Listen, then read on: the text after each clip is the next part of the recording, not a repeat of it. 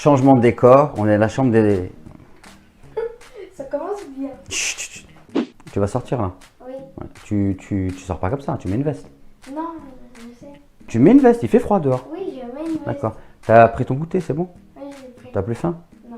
D'accord. Bon, tu rentres à 18h, hein? Oui, je sais, c'est bon. Pas à 18h05. Je sais. Ok. On a tous un parent flippé qui sommeille en nous. Rassure-moi, je suis pas comme ça quand même. Non, heureusement. Et si tu avais un parent qui était complètement stressé, tu serais comment toi? Tu te sentirais comment? Étouffé. Étouffé. Bon allez, bismillah.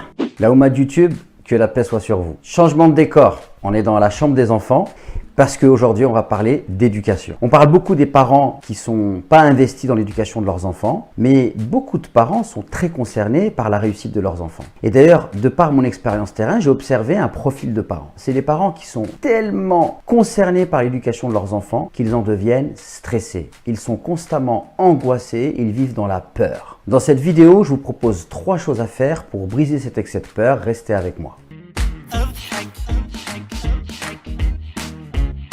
Alors les parents qui sont stressés dans l'éducation des enfants, c'est à tout âge. Lorsqu'ils ont un nourrisson, ils sont extrêmement apeurés qu'une maladie ou un microbe touche leur enfant. Ils passent leur temps à lui laver les mains, à changer ses draps, à laver ses affaires. Si un étranger lui fait un bisou, alors là c'est la psychose. Plus tard, lorsque l'enfant il va faire ses premiers pas, alors là c'est la cata, puisque en fait ils ont extrêmement peur que l'enfant puisse tomber. Donc s'il tombe, c'est un drame. Et ensuite on arrive lorsque l'enfant va rentrer à l'école. Alors là, l'entrée à l'école, c'est une source d'inquiétude. Les gens sont apeurés. Et plus tard, si l'enfant il a quelques difficultés scolaires, alors là, c'est la dramaturgie. Un peu plus tard, il y a l'éducation religieuse de l'enfant. Et là, pour les parents musulmans, c'est une préoccupation en fait qui devient une angoisse. C'est une souffrance. Et très souvent, les parents, ils ont l'impression de ne pas faire ce qu'il faut. Donc, ils ont un sentiment de culpabilité énorme. Et puis après, il y a une phase où l'enfant devient adolescent et il va commencer à s'affirmer. Et là, il peut se rebeller. Alors là, c'est l'apothéose de l'angoisse, puisque là, les parents considèrent qu'ils ont complètement raté leur éducation. Et à l'âge adulte, en fait, il n'est jamais adulte cet enfant pour des parents qui sont stressés. Lorsqu'il va devoir se marier, s'émanciper de son foyer et trouver donc un conjoint, une conjointe, alors là, on a toujours peur que en fait, c'est pas la bonne personne et finalement, cette peur ne se termine jamais.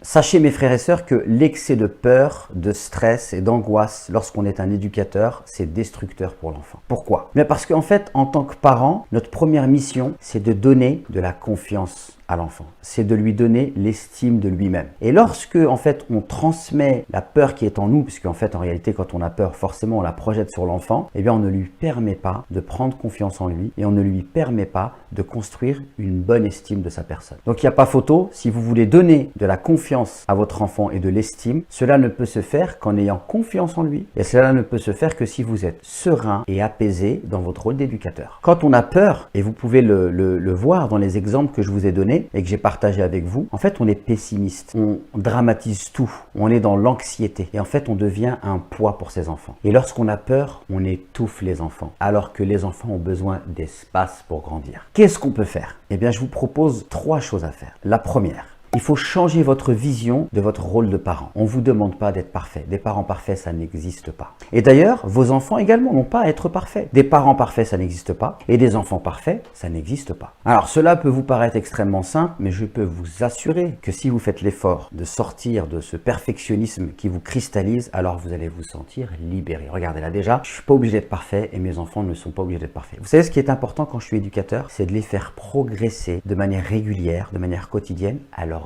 rythme. Il y a un rythme à respecter. On ne peut pas aller plus vite que la musique. Le deuxième conseil que je peux vous donner, et il est extrêmement important et puissant, c'est d'avoir pleinement confiance en vos enfants. Votre rôle en tant qu'éducateur, ce n'est pas de brider vos enfants, mais c'est de leur permettre d'exploiter au mieux leur potentialité. Et parfois, vos enfants vous surprendront. Et pour avoir pleinement confiance en vos enfants, vous devez apprendre que les erreurs font partie de l'apprentissage. C'est en faisant des erreurs qu'on apprend. Et lorsque vos enfants commettent des fautes, alors peur, il ne faut pas dramatiser les choses. Au contraire, cela devient une opportunité d'apprentissage. Et le troisième conseil que j'aimerais partager avec vous, c'est un conseil que j'ai appliqué moi-même dans ma vie avec mes enfants. Quelque part, avoir peur, c'est naturel, mais il faut utiliser cette peur de manière positive. Ce que j'ai réussi à faire moi, c'est d'utiliser la peur que j'avais de ne pas être à la hauteur dans mon rôle de parent en invoquant Allah subhanahu wa ta'ala. Donc lorsque j'avais peur, je me tournais dans la prière et dans l'invocation et je demandais à Allah subhanahu wa ta'ala de guider mes enfants. Et ce qui m'a amené à faire ça, c'est un hadith du prophète alayhi salatu wassalam. C'est un hadith authentique dans lequel le prophète dit qu'il y a 3 invocations dont on est sûr qu'elles sont exaucées. L'invocation de celui qui subit une injustice, l'invocation du voyageur et l'invocation des parents vis-à-vis de leurs enfants. Donc si vous avez peur, dissipez cette peur en invoquant Allah subhanahu wa ta'ala avec ferveur. Et ayez la certitude que Allah vous exaucera. Voilà, la vidéo est terminée. J'espère qu'elle vous sera profitable. N'hésitez surtout pas à liker la vidéo si elle vous a plu. Et puis je vous invite aussi à vous associer avec moi à la diffusion de la bonne parole en vous abonnant à cette chaîne et en activant la petite cloche.